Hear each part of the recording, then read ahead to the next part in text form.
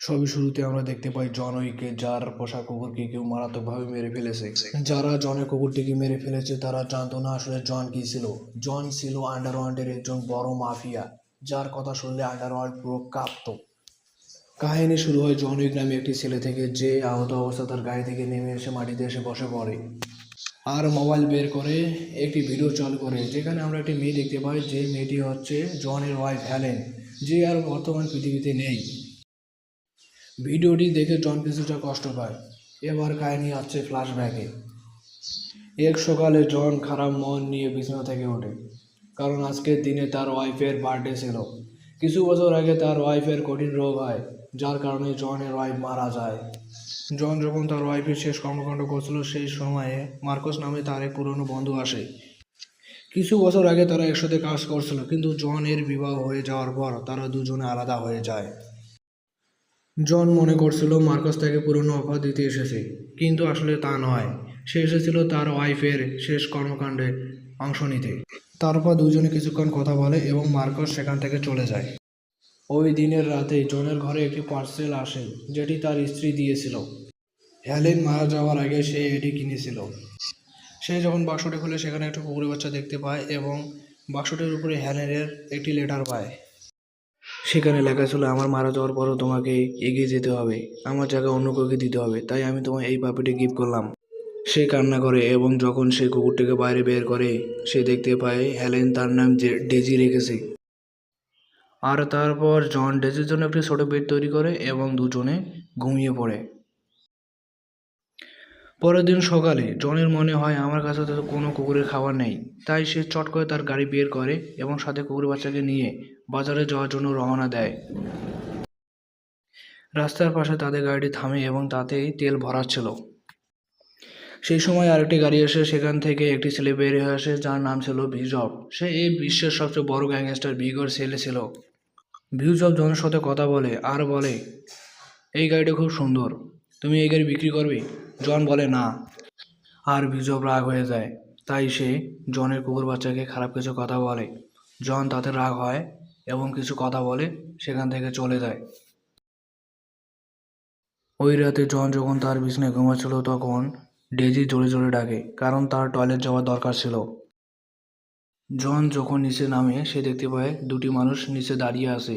এমন সময় আরেকটি মানুষ তার মাথায় মারে, যার কারণে সে কিছুটা দুর্বল হয়ে পড়ে এবং তারা তিনজন মিলে জনকে আঘাত করে। বিজব বলে গাড়ির চাবি কোথায়, কিন্তু জন কোনো কিছুই বলে না। কুকুরের ছানাটি টেবিলের নিচে ছিল এবং একটি লোক তাকে দেখতে পায় এবং তাকে ধরে তার গলা চিপে মেরে ফেলে। এবং লোকটি তার চেহারা জনকে দেখায় এবং এটি ছিল ইউসেফ। ইউসেফ জনকে জোরে মারে এবং তার গাড়ি নিয়ে সেখান থেকে চলে যায়। কয়েক ঘন্টা পর যখন জন চোখ খোলে, ততক্ষণে ডেজি মারা যায়। ডেজি মারা যাওয়ার পর জন একদম ভেঙে পড়ে, কারণ ডেজি ছিল তার স্ত্রীর একমাত্র চিহ্ন। কিছুক্ষণ কান্না করার পর জন নিজেকে সামলায় আর ডেজিকে তার বাগানের মাটি দিয়ে চাপা দেয়। আর ইউসেফ জনের গাড়ি নিয়ে আর্লিওর কাছে যায়, যে পুরনো গাড়ি রিপেয়ার করত। ইউসেফ বলে, আমার এই গাড়িটি নতুনের মতো দরকার। কিন্তু যখন সে গাড়িটি দেখে, সে বুঝতে পারে এটি জনের গাড়ি। সে তাকে জিজ্ঞেস করে, এই গাড়িটি তুমি কোথায় পেয়েছো? ইউসেফ সবকিছু খুলে বলে, তারা কিভাবে একটি লোককে মেরে তারা তাদের গাড়ি নিয়ে পালিয়েছে। আর এই সব কিছু শুনে আর্লিও তাকে জোরে একটা চড় দেয় আর সেখান থেকে চলে যেতে বলে। ইউসেফ বেড়াতে বেড়াতে দু তিন কথা তাকে শুনিয়ে দিল। এদিকে জন তার বাড়ির রক্ত পরিষ্কার করার পর সে আর্লিওর সাথে তার গ্যারেজে দেখা করতে যায়। আর্লিও তাকে সবকিছু খুলে বলে। এসব কিছু শুনে জন রেগে গিয়েছিল, আর জন সেই কোম্পানি থেকেই আরেকটি গাড়ি নিয়ে তাদের খোঁজে বের হয়। কিছুক্ষণ পরে আর্লিওর কাছে একটি ফোন আসে, যেটি ছিল ইউসেফের বাবা ভিগো। ভিগোর ফোন দেওয়ার কারণ আর্লিও খুব ভালো করে চিনতে পেরেছিল। আর্লিও ভিগোকে বলে, সে জনের গাড়িকে চুরি করে, তাই আমি তাকে চড় দেই। এই কথা শুনে ভিগোর রাগ ততক্ষণে ভয়ে পরিণত হয়ে গিয়েছিল আর সে ফোন কেটে দেয়। সে তার ছেলে চিন্তা করে। কিছুক্ষণ পর ইউসেফ যখন তার বাসায় ফেরে, তার বাবা তাকে ডাকে। ভিগো তার ছেলেকে একটু মদের গ্লাস দেয় আর তার পেটে জোরে মারে। ইউসেফ বলে, আমাকে কেন মারছো? কিছুক্ষণ মারার পরে ভিগো বলে, তুমি কারো গাড়ি চুরি করেছো, এটা তোমার অপরাধ নয়, কিন্তু তুমি একজনের কুকুরের বাচ্চাকে মেরে ফেলেছো, এটা তোমার সবচেয়ে বড় অপরাধ। জন তার ছেলেকে বলে, কিছু বছর আগে জন আমাদের সাথে কাজ করত। পুরো আন্ডারওয়ার্ল্ড তাকে বুকিমান নামে জানতো। সবাই জানে সে কতটা ভয়ঙ্কর। একবার সে কিছু লোককে একটি পেন্সিল দিয়ে মেরে ফেলেছিল। দুনিয়ার সকল মাফিয়া তার সাথে পাঙ্গা নিতে ভয় পায়। আমাদের কাছে যা অসম্ভব মনে হতো তা জন 1 মিনিটে এক বা হাত দিয়ে করে ফেলতো। এক সময় তার হেলেনের সাথে প্রেম হয় আর সে এসব খারাপ কাজ বাদ দেয়। এসব কিছু শুনে ইউসেফ তার ভুল বুঝতে আর সে তার জীবনের ভিক্ষা চায়। তার বাবা তাকে বলে, আমি তো তোমাকে বাঁচাতে পারবো না, তারপরও আমি তোমাকে বাঁচাতে চেষ্টা করব। কিছুক্ষণ পরে ভিগো জনকে ফোন করে আর সে তাকে বোঝানোর চেষ্টা করে, কিন্তু সে কোনো কিছুই বোঝে না। তারপর জন একটি হাতুড়ি দিয়ে তার ঘরের ফ্লোর ভেঙে সেখানে থেকে কিছু বন্দুকে এবং সোনার কয়েন বের করে নেয়।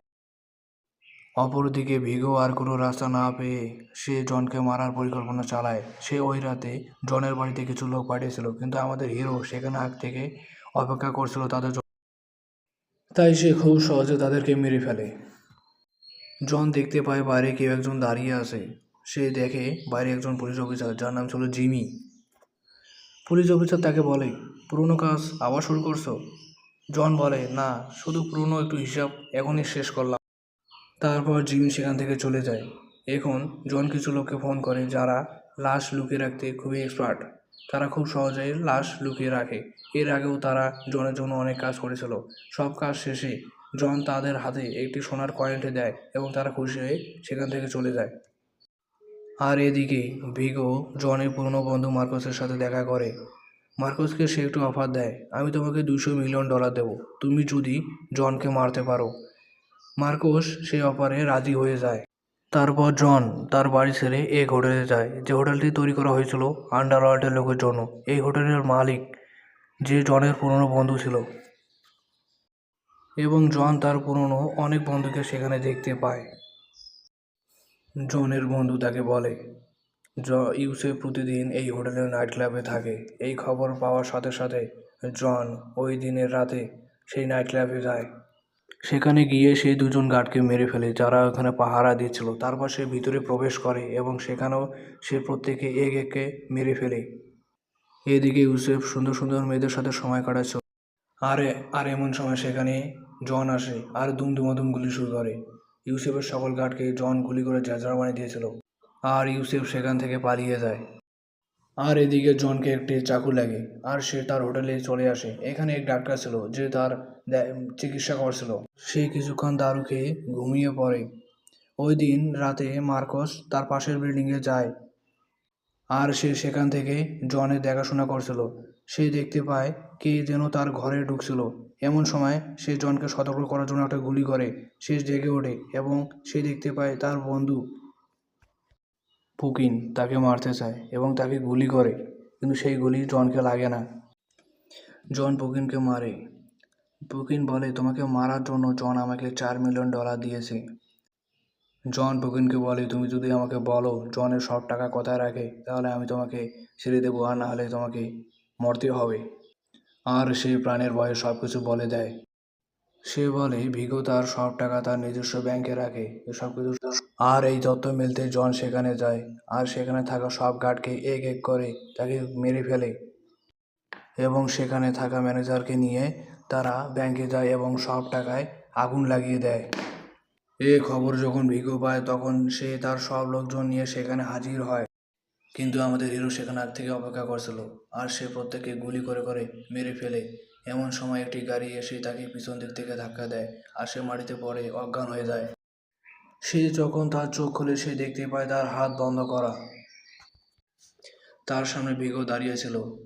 ভিগো তাকে মারে না, শুধু একটা প্রশ্ন জিজ্ঞেস করে, সে একটা কুকুরের জন্য এত কিছু করলো কেন?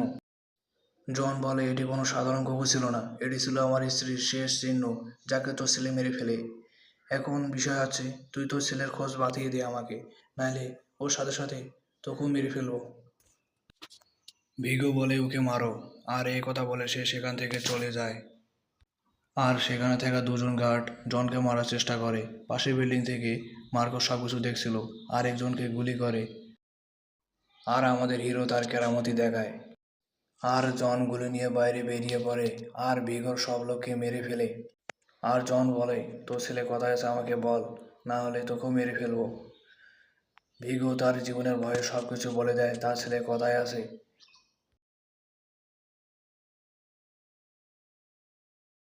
সেখানে ইউসেফ তার বন্ধুদের সাথে মজা করে এবং কিছু গার্ড তাদের পাহারা দিচ্ছিল। এমন সময় সেখানে জন যায় এবং প্রত্যেক গার্ডকেই মেরে ফেলে। তারপর সে সেখানে থাকা গাড়িগুলোকে পুড়িয়ে দেয় যেন আগের মতো পালিয়ে যেতে না পারে। জন ভিতরে যায় আর ইউসেফের পেটে গুলি করে। ইউসেফ তার কাছে প্রাণ ভিক্ষা চেল, সে তার মাথায় হেডশুট করে তাকে মেরে ফেলে। এরপর জন মার্কসের সাথে দেখা করে আর তাকে এর সহায়তার জন্য ধন্যবাদ জানায়। সেখানে পোকিন সবকিছু দেখতে পায় আর সে বুঝতে পারে মার্কস ভিগোকে ধোঁকা দিয়েছে আর সে ভিগোকে সবকিছু বলে দেয়। ওই দিন রাতে ভিগোর কিছু লোক মার্কসকে তার কাছে নিয়ে যায় এবং মার্কসকে তারা মেরে ফেলে এবং ভিগো জনকে সবকিছু বলে দেয় এবং তারপর সেখান থেকে ভিগো অন্য শহরে যাওয়ার জন্য তার হেলিকপ্টার বের করে। অন্যদিকে পোকিন হোটেলের রুল ভঙ্গ করার জন্য তাকে মেরে ফেলে। আর কিছুক্ষণের মধ্যে জন মার্কসের কাছে যায় আর সেখান থেকে জন তার গাড়ি নিয়ে ভিগো এর পিছু করে। সে এক এক করে ভিগোর সকল লোককে মেরে ফেলে। ভিগো তার বিখ্যাত ভিলেনকে পাঠায় কিন্তু জন তাকেও মেরে ফেলে। তারপর ভিগো জনের গাড়িতে ধাক্কা দিতে থাকে এবং জন সেখান থেকে লাফ দেয় আর তাদের মধ্যে ফাইট হয়। ভিগো জনকে একটু ছুরি ঢোকার চেষ্টা করে কিন্তু সেই ছুরি সে ঢুকাতে পারে না।